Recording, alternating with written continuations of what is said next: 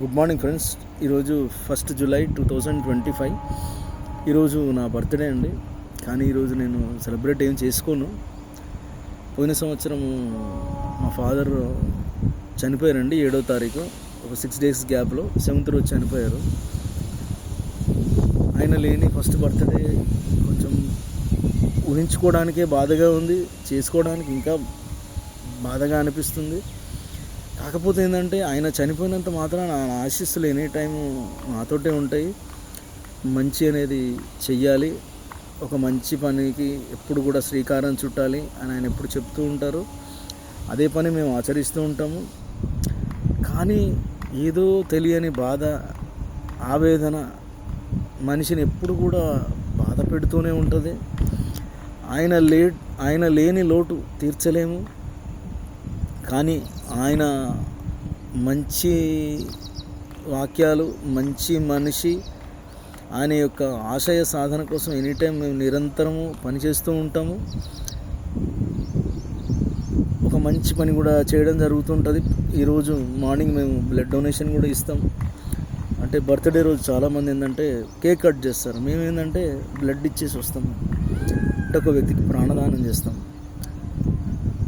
బాధగా అనిపిస్తుంది, కానీ ఏం చేస్తాము, మనిషి చనిపోయినంత మాత్రాన అతని ఆత్మ అనేది ఎనీ టైము చావదు. ఆత్మకి చావు లేదు.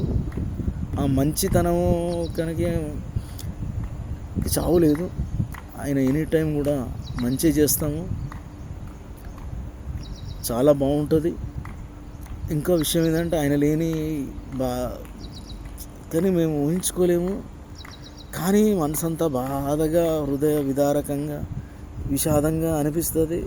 కానీ తప్పదు అని చేయడమే.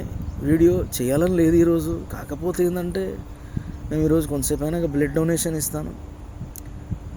అంటే మనం ఈ బ్రతికి ఉండి 10 మందికి మంచి చేయాలనే ఉద్దేశంగానే నేను ఉంటాము. కానీ మనసంతా బాధగా ఉంది. ఆయన లేని బాధ మాకు లేదు.